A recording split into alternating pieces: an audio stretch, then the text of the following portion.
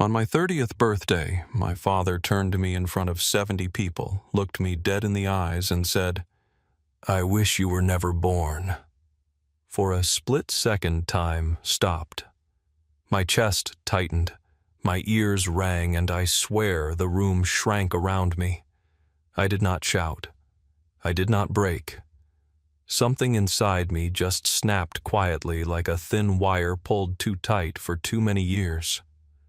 The next morning, before the sun even rose over Denver, I packed my bags, withdrew every dollar I had, signed a lease on a small apartment in Lakewood, and disappeared without leaving a note. I did not look back, not once, because when a father kills the last piece of hope in his child, there is nothing left to stay for. I love seeing how far my story can reach. Sometimes even the smallest connection makes a hard story feel heard. Thank you. And now, here is my story. My name is Evan Carter, and if my story reaches you, please consider subscribing. It helps this channel grow, and it reminds people like me that our voices matter, even when the people closest to us tried to silence them. I turned 30 in a tiny, sun-bleached apartment in South Denver, waking up to the kind of silence that feels like it is waiting for something to break. I lay there staring at the cracked ceiling, wondering how a life could feel this heavy and this small at the same time. 30 years old, a STEM teacher at a public school, no one in my family had ever bothered to visit, driving a used Tacoma with a dented door, and somehow still hoping stupidly that one day Richard Carter would look at me and see something worth being proud of. I had just wrapped a robotics project for a group of desert-side kids who built drones out of salvaged parts. They were proud. The kind of proud that shines in their eyes and sits warm in your chest for hours. I lived for that feeling. It was the only thing that ever made me feel like I mattered. So when my phone buzzed at 9:00 a.m. and my mother's name appeared, I almost did not answer. But I did. And she said the words I least expected. "Evan, your father wants to host a birthday dinner for you. Golden Timber Steakhouse, 700. For a moment I thought she had called the wrong son. Richard never planned anything for me. Still, that tiny foolish part of me, the child who used to stand in doorways hoping he would say he was proud, tightened its grip. Maybe this was the year things changed. Maybe 30 mattered to him. Golden Timber Steakhouse was glowing with floor-to-ceiling windows and a crowd far too well-dressed for a simple birthday dinner. More than 70 guests packed the private room, shareholders, board members, partners from his Boulder resort expansion. They greeted. Richard shook his hand, laughed at his jokes. I hovered at the edge like a stain no one knew how to acknowledge. Not a single happy birthday, not a single hug. My mother barely met my eyes. I sat near the end of the long table while Richard and my brother Nathan monopolized the conversation with updates about the Aspen Resort project, permits profits, investor confidence. Their voices filled the room. Mine did not exist. When someone finally turned to me and asked, "So, what do you do?" "Evan?" I opened my mouth to answer, but Nathan cut in with a smirk. "He teaches, public school paycheck, public school dreams." A few guests chuckled awkwardly. I swallowed hard, telling myself Richard would step in, correct him, defend me. He did not. Dessert was served. I stood with my glass ready to thank the guests, to salvage whatever dignity I had left. But Richard rose first, lifting a hand like he was calling a meeting to order. The room fell silent. He did not look at the others, only at me, and with a voice calm enough to sound rehearsed, he said, "Evan, you are the greatest disappointment of my life. I wish you had never been born." The room froze. My lungs forgot how to work. Shame flooded my skin so fast it burned. 70 faces stared, and not one person said a word. Not my mother, not my brother, not anyone who had toasted Richard minutes earlier. I set my glass down, walked out without looking back, and the only sound behind me was the quiet scrape of forks resuming dinner. I sat in my dark apartment, still wearing the button-down I had ironed that morning, hands resting on my knees, staring at nothing and feeling nothing. A few weeks passed after I left my old home, just enough for the shock to dull, but not enough for anything to truly heal. No anger, no tears, just a hollow clarity settling into my bones. I was not part of that family. Not really. And I never had been. If I stayed, I would spend the rest of my life begging for scraps of worth they were never going to give me. I did not want to beg anymore. At sunrise, I drove to the bank and withdrew every cent of my savings, $52,000. And I had scraped together over years of living frugal, patching my own car, turning down vacations. By noon, I had signed a lease on a modest apartment in Lakewood. By evening, I had changed my number, blocked every Carter contact, and was tossing framed family photos into the dumpster. I kept nothing. I did not need reminders of people who never saw me. While clearing out old files, I stumbled onto an unread email buried under spam from the night of my birthday. It turned out the message had been sitting in my junk folder for days without me noticing. My breath caught when I opened it. Rocky Mountain Philanthropy Network. I had been selected as one of 3 finalists for the Rocky Mountain Humanitarian Leadership Award, an event attended by 900 leaders from business, politics, and education. And right there in bold letters, diamond sponsor Carter Hospitality Group, which meant Richard would be there front row. I felt an unexpected steadiness fill my chest. Not revenge, not spite. Something cleaner, the chance for the truth to simply exist. For once in my life, I would not have to shrink. I would not have to apologize for being who I was. I would step onto that stage and let him see me. Really see me for the first time. Then came the second shock, a folder I had created years ago. Bright Horizons Initiative. My project, my students. 6 years of work done quietly, independently, funded by small grants and late-night side jobs. 160 teens served. 89% showing measurable academic improvement. A partnership with University of Colorado Denver waiting on formal approval. And not a single member of my family had ever known it existed. As I pieced through the data photos, student stories, I realized something simple and devastating. I had built more impact than Richard had ever imagined for me, and he had never even bothered to ask. My phone buzzed. 15 missed calls from my mother, 4 from Nathan, another 5 from the house line. The final text read, "Your father is furious. You should not have disappeared like this." That was it. Not, "Are you okay?" Not, "I am sorry for what he said." Only worry about how my absence made them look. I turned the phone face down, opened my notebook, and began drafting a 3-minute gala speech. My voice was steady. My hand did not shake. When I walked into the downtown office of Rocky Mountain Philanthropy Network, the desert heat still clinging to my sleeves, I felt that strange mixture of exhaustion and purpose that had lived with me for years. Dr. Laura Bennett greeted me with her usual calm energy and handed me a folder thick enough to make my throat tighten. Inside was their projected funding plan. If Bright Horizons won the award, multi-year support expansion, potential university partnerships, everything I had dreamed of, but never dared to say out loud. She spoke about impact metrics and scale, but my mind kept drifting to the kids whose faces filled every page. The little drone builders from Green Valley Heights, who had learned to solder wires better than some adults. The Navajo girl who whispered to me after class that she wanted to work for NASA someday because someone like us should be up there too. The boy who nearly dropped out twice but found something steady and grounding in coding small circuits. They were the reason I woke up every morning, the reason I stayed late, the reason I kept going even when my own home felt like hostile ground. But that week, something shifted outside my control.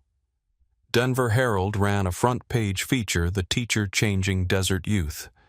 My photo was there, me kneeling beside a group of kids adjusting drone propellers. They had reached out more than a week earlier, and the timing of the publication was purely coincidental. I did not expect it to travel far, but apparently many people in the Denver business world read that paper, including several connected to my family. I knew because my phone buzzed with an unexpected call from Nathan. He did not congratulate me. He did not even ask if the article was accurate. He simply ordered Write Dad's speech for the gala. He needs something polished.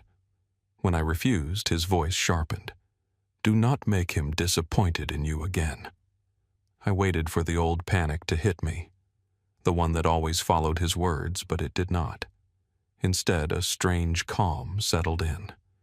I finally understood I had nothing left to lose. Later that afternoon, Dr. Laura Bennett forwarded me a copy of an email that had been sent to Carter Hospitality Group's board. A major shareholder asked Richard directly whether the Evan Carter in the Herald article was his son. I could almost imagine the shock rippling through him as he read my name, realizing the son he had dismissed for years was becoming publicly associated with something admirable, something completely outside his control. That email, Laura said, would not be ignored. She was right. It was the beginning of a storm heading straight toward us. In the days that followed, I tried to focus on preparing for the gala. My old suit looked too worn, too small, so I bought a modest new one at a discount shop in Lakewood. I practiced my speech 17 times, stumbling, restarting, revising. Several moments I felt the old fear creeping back, the fear of not being enough. But Laura sat with me after my longest rehearsal, her hand on my shoulder, telling me, "You are not performing for them. You are telling the truth. People recognize truth when they hear it." And for the first time, I believed her. On the night before the event, I stood in front of my bathroom mirror and said aloud, "I will walk out in front of 900 people, not for him, but for me." And the man staring back did not look like someone begging to be acknowledged. He looked like someone finally choosing himself. The days leading up to the gala had a strange stillness, the kind that comes right before a monsoon rolls across the valley. I moved through my routines like a man hovering between two worlds, half anxious, half steady, as if the version of me who used to shrink around my family was dissolving with each passing hour. I told myself repeatedly that I was not stepping onto that stage to fix anything with them. I was not walking toward their approval. I was walking toward myself, toward the person I had quietly become while they were not watching. After the Denver Herald article, a local education magazine published a deeper profile about Bright Horizons. They had interviewed students and parents without telling me in advance. I saw photos of kids holding their first built drones, images of parents wiping their eyes as they talked about opportunity. It felt overwhelming and intimate in ways I was not prepared for. Then came emails from reporters wanting to interview me at the gala. I tried to ignore them, but a part of me knew this was bigger than I had expected. Public attention was something I had never chased, but now it was finding me whether I liked it or not. Then an anonymous email arrived at the organization. "Does Richard Carter know his son founded Bright Horizons?" Laura forwarded it to me with a single line. "Someone is digging." I stared at the screen, trying to steady the rush of fear. I had anticipated this moment eventually, but not so suddenly, not in a way that threatened to pull my old life into my new one before I was ready. Still, it was not enough to pull me off course. Within hours, word spread through the Denver social circles. Friends of my mother reached out to her asking if the Evan in the news was her son. She sent me a long message. "Are you in trouble? Your father is furious about the article. People think the person in the paper is related to our family." Reading it, I felt something inside me settle into place. She was not worried about me, only about the noise surrounding my last name. That realization hurt in a quiet, clean way because it confirmed something I had always tried to deny. They never understood what I did because they never cared enough to ask. By midweek, a senior shareholder had called Richard directly demanding clarity. Business media outlets speculated about internal conflict at Carter Hospitality Group. For the first time in my life, my absence was more disruptive to them than my presence. But even then, I could not bring myself to reach out. I did not want to be dragged back into that orbit. I was finally moving on a path I had built myself. So I kept preparing. I refined my speech again, focusing on opportunity resilience, the brilliance of kids who had been overlooked. When I stood in front of the mirror vest fitted on perfectly, I did not see the forgotten son anymore. I saw a man who had learned to stand straight by standing alone. Hours before the event, I received a final confirmation email from the gala organizers. I would be backstage on the left side, appearing second in the program. The note was simple, clinical, but as I read it, I felt something shift. The moment was real, unavoidable near. I put the email down, inhaled slowly, and said to myself, when I step onto that stage, everything will change. No matter which direction it goes, I will not be the same man who walked away from that dinner. And for the first time in my life, I felt ready to meet whatever waited for me on the other side.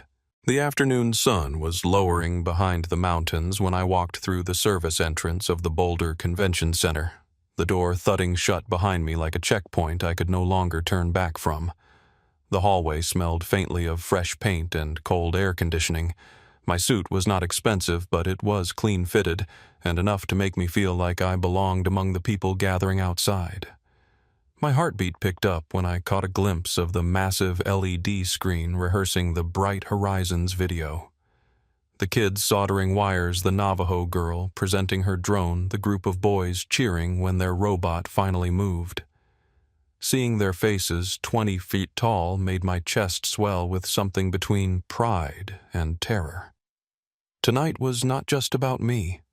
Everything I had built would be laid bare. From the narrow slit between the curtains at the side of the stage, I saw the familiar silhouettes of the Carter family entering the grand lobby. Richard looked steady, collected greeting donors as if nothing in the world felt uncertain to him. Nathan hovered near a group of young executives laughing too loudly, trying too hard. My mother sat stiffly at the front table, her hands clasped in her lap, glancing at every door as if hoping I would suddenly walk through one of them. Watching her search for me stirred something deep, but not enough to pull me backward. I stayed behind the curtain, steadying my breath. Then everything shifted. I saw Nathan freeze mid-sentence as he checked his phone, his face draining of color. A business acquaintance had forwarded the article to him only minutes before the event began. Someone must have sent him the Herald article again. He showed the screen to Richard, who stiffened immediately, his jaw tightening as his eyes darted across the room. I watched the two of them whisper fiercely to each other, trying to keep their composure while panic seeped into their gestures. They knew. They finally knew. A few minutes later, Richard stepped away from the table and slipped out into the hallway. I followed from a distance, stopping before he could see me. I heard his voice, low, cold, and frantic on the phone with someone I recognized as his personal attorney. Why was I not informed Evan was tied to this organization? If the press starts digging, the Aspen deal will fall apart. I need this contained now. His tone was not the voice of a father blindsided by emotion. It was the voice of a CEO terrified of losing face. That truth hit harder than anything he said at my birthday dinner. He had never feared losing me, only losing control. Backstage, my palms were damp, my breath unsteady. Laura stood beside me, calm as if she had walked through 1,000 storms. "You do not have to prove anything tonight," she said. "Just tell the truth." Her words grounded me more than she knew. The truth was the only thing I had left. Then chaos erupted in the lobby. A staff member accidentally handed the Carter family the seating chart for the evening one that listed the lineup of speakers, including my name. I heard my mother gasp. I heard Nathan push back his chair. Then his voice echoed through the entrance. "Evan, where the hell are you?" He was not calling for me out of worry. It was the same tone he used to scold employees or demand attention. His anger spilled into the air, sharp and unmistakable. I stepped further behind the curtain as footsteps and frantic voices filled the outer hallway. They were searching for me, not because they feared for my well-being, but because my presence threatened the carefully curated image they built their lives on. And yet, for the first time in years, I did not feel small. I just felt ready. A stagehand ushered me toward my mark as the lights dimmed for the Bright Horizons video. My heart thudded loudly in my chest as the opening music began to play, the screen glowing bright. I knew that when the video ended, I would walk into the open and confront everything I'd ever run from. And in that last breath before stepping forward, one thought burned in my mind. When the screen fades to black, the life I knew ends, and the life I have been building begins. The moment swallowed me whole. From the shadows behind the curtain, I heard the MC's voice ring through the enormous ballroom. Next, we present the Rocky Mountain Humanitarian Leadership Finalist founder of Bright Horizons Initiative. My stomach dropped as the opening images flickered across the screen. Kids in sunburned neighborhoods passing wires back and forth, hands covered in grease as they repaired salvaged parts. The classroom whiteboard filled with equations I had scribbled during one of our late-night sessions. My own voice echoed faintly in the background of the footage explaining to a student how voltage flows through a circuit. The room quieted in a way that felt heavy, almost reverent. When the words founder Evan Carter appeared across the giant display, the silence cracked. People murmured, chairs creaked. A few heads turned sharply toward the VIP table. Through the narrow curtain gap, I saw Richard gripping his wine glass so tightly the liquid spilled over the rim without him realizing. His face was drained of color, his composure unraveling under the weight of something he had never prepared for the truth presented publicly without his permission. Within seconds, he pushed back his chair and strode out of the ballroom. I caught fragments of his voice echoing down the corridor, urgent, brittle. "Call communications. We need a statement ready before Los Angeles picks this up. Do not let this spread." He was not angry at me. He was terrified of the fallout. Terrified this would stain the empire he had built. Terrified people would wonder why the founder of Bright Horizons was not acknowledged by his own father. Meanwhile, Nathan was shoving his way toward the backstage access. I heard him before I saw him, his voice sharp with accusation. "Evan, this is going to ruin us." Security stopped him just short of the curtain.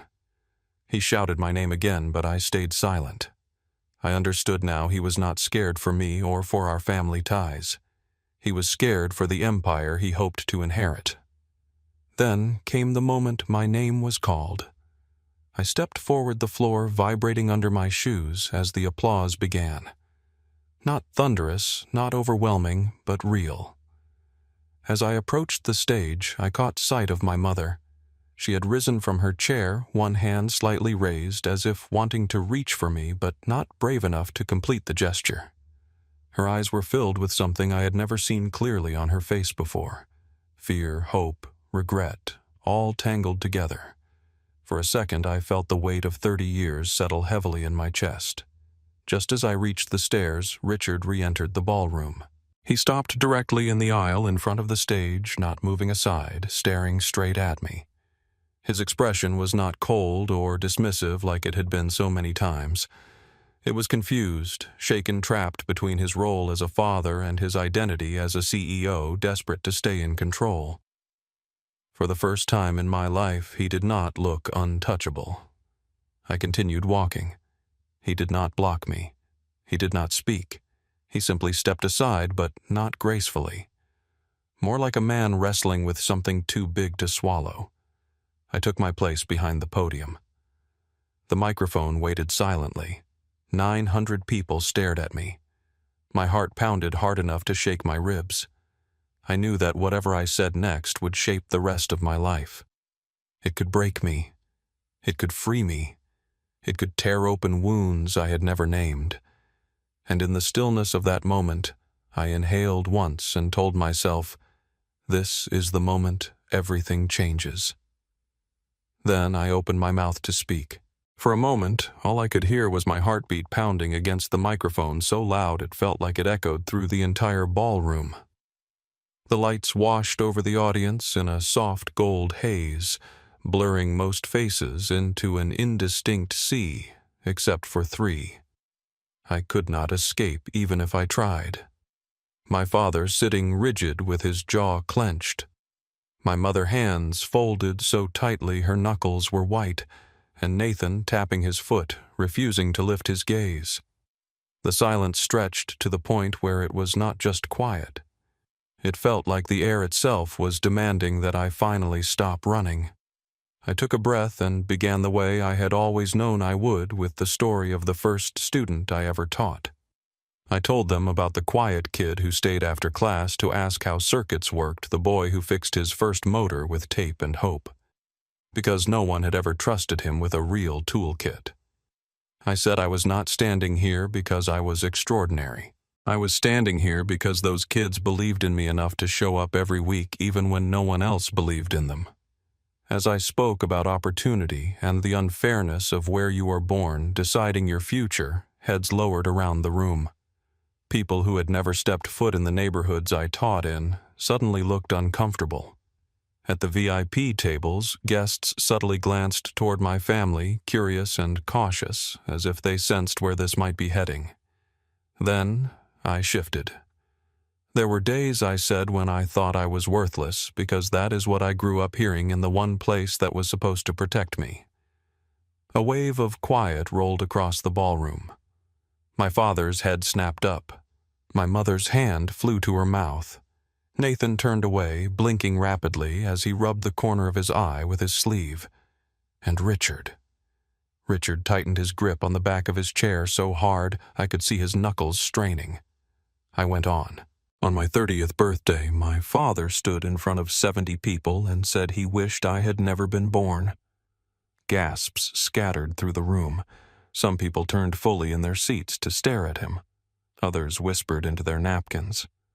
The weight of public judgment hung thick, and for once none of it was pointed at me. But I did not stay in that moment. I told them that the humiliation had not destroyed me. It had forced me to rebuild myself from the ground up. It pushed me to step away from the shadow of the Carter name and into a life I created on my own terms. I spoke about the kids who built drones out of scrap metal and old fans, about the teens who finally believed they were capable of more than the system had told them, about how Bright Horizons was the legacy I chose, not the one I inherited. And then I closed with the truth I had never dared to say aloud. I do not need anyone in my family to recognize my worth anymore. Tonight, all of you already have. The applause came like a wave, loud, steady rising until people across the room stood. It did not erupt all at once. It spread slowly from one corner of the room until the entire hall rose to its feet. I did not move. I just breathed, letting the sound wash over me. My family stayed seated, frozen silent. When I stepped down from the stage, Richard was already standing in the aisle, blocking my path. "Evan," he said, reaching out like he expected me to come to him the way I always had. But I walked right past him. I did not slow. I did not look back. And in that moment, the tether I had spent my whole life clinging to finally snapped. Leaders from universities, philanthropists, and donors surrounded me the moment I reached the floor, congratulating, praising, asking about partnerships, but their voices blurred. The only thing I felt clearly was a lightness in my chest, as if I had just stepped out of a cage I had not realized I had been living in. For the first time in 30 years, the weight was gone. The next morning, sunlight spilled through the blinds of my new apartment in Lakewood as I opened my laptop to an avalanche of notifications, emails from donors, messages from reporters, partnership proposals, and a dozen articles already circulating. Denver Herald ran a full front-page story about my work. Other sites picked up quotes from my speech, and in nearly every mention of the Carter name, the tone was cold, sharp, and unforgiving. By noon, I learned that Richard had been summoned by the board to explain his comment at my birthday dinner. Later that afternoon, a major Aspen investor pulled out of the resort project entirely citing concerns about internal culture and leadership instability. The company had already faced questions about its internal culture, so this incident only intensified concerns. My phone buzzed again. A message from my mother. "Your father is under heavy pressure. Everything is happening too quickly." Even then, her words focused on him, not me. That evening, an email appeared in my inbox. Subject line: "We need to talk." It was from Richard. He wrote that he wanted to meet, that he wanted to support Bright Horizons financially, that he believed we could repair things if we worked together. I replied with only one condition: a public apology in front of the same people who heard him belittle me. He never answered. Days later, a letter arrived from my mother, written in her careful handwriting. She admitted she had failed me by staying silent. She did not defend her choices. She acknowledged them. I told her if she wanted to understand me, she needed to see the work she had never asked about. She came to Bright Horizons the next Thursday. She walked into the robotics room and watched a group of kids cheer as their drone lifted an inch off the ground. She covered her mouth, eyes wet. For the first time, she saw me, not the version Richard had shaped, but the one I had built myself. Not long after, Nathan emailed me a long, honest apology. He did not excuse what he had done. He did not blame stress or family pressure. A week later, he came to an open house session standing in the back of the room as students presented their projects. There was a small crack in the confident facade. He always wore a quiet humility I had never seen before. I did not speak to him, but I saw something in him shift, a quiet humility replacing the defensive arrogance he always wore. I was not ready to forgive him, but I was ready to see him try. Meanwhile, a business journalist reached out saying they had information about years of mistreatment by Richard toward staff and family. They asked for comment. I declined. I was not interested in tearing him down. I had already walked away. Let the truth come out on its own if it needed to. I no longer needed to be part of that fight. Bright Horizons grew faster than I could keep up with.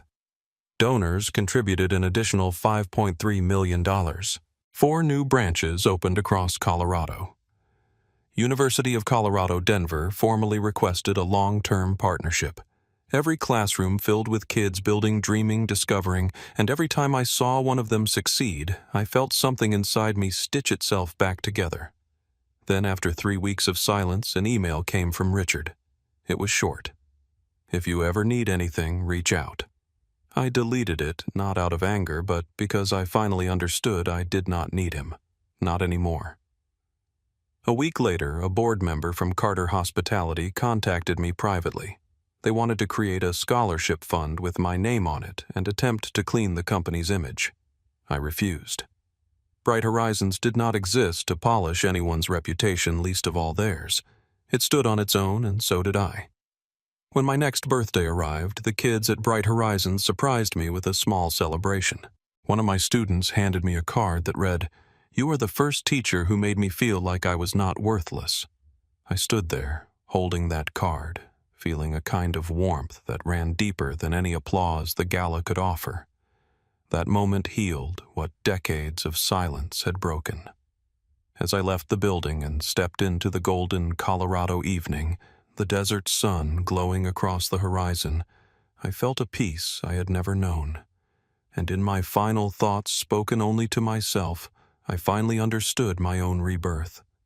I was not born into a family that valued me, but I was reborn the day my father said he wished I had not existed.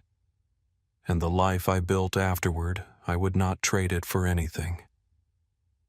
In the quiet, after everything that happened, I began to understand something I had never been allowed to believe. Sometimes the family you are born into is not the one that shapes you. Sometimes it is the one you build with your choices, your resilience, and the people who see you clearly, even when your own blood refuses to. My story was never about revenge, and it was never about proving anyone wrong. It became a journey about reclaiming the pieces of myself I had given away just to be acknowledged. It taught me that walking away is not an act of weakness. Sometimes it is the first real act of courage. And healing does not always come from apologies or reconciliation. Sometimes healing arrives quietly through the lives you touch, the work you devote yourself to, or the single moment someone tells you, "You made a difference in my life." Maybe that is what all of us are searching for. Not perfection, not approval, but a place where we are fully seen. A place where we do not have to shrink ourselves to fit into someone else's expectations. A place where the truth, even when painful, leads to something better. When I look back now, I do not see the anger in my father's eyes anymore. I do not hear the words that once shattered me. I see the version of myself who stood on that stage, finally unafraid, finally whole, finally choosing a life that belonged to him. And if there is anything I hope you carry with you from my story, it is this: you are allowed to choose yourself, even when it hurts, even when it means walking alone for a while, even when the people who should love you do not know how. Because sometimes choosing yourself is the exact moment your life begins again. Before you go, if this story reached something inside you, I want to ask you for a small favor. Not for me, but for the purpose of connection. The kind of connection I never had when I needed it. Leave a comment below. Maybe you are in your room late at night. Maybe you are listening during a quiet lunch break. Maybe you are sitting somewhere trying to breathe through something heavy. Wherever you are, your voice matters here, and I am listening. I would love to hear from you. And if you have stayed with me until now, thank you. Truly, stories like mine do not spread because they are dramatic. They spread because someone out there recognizes themselves in them. If you want to hear more stories about resilience, healing, unexpected strength, and the kind of journeys that remind us we are not alone in the world, please consider subscribing to the channel. It helps us grow. It brings these conversations to more people who may need them. And it lets me know that sharing my story was not just an echo into the dark. Maybe you are someone who needed this today. Maybe you know someone who might need it tomorrow. Maybe you just wanted to be part of a space where honesty is allowed, where pain is not dismissed, and where choosing a different life for yourself is seen as something strong, not selfish. Whatever your reason, I would be grateful to have you here. So if my story touched you, even in a small way, hit the subscribe button. It is a simple gesture, but it tells the algorithm and me that stories about healing deserve to be heard. And if you feel comfortable, share this video with someone who might be walking their own difficult path. You never know whose life you might quietly touch. Thank you for listening, for staying, for seeing me.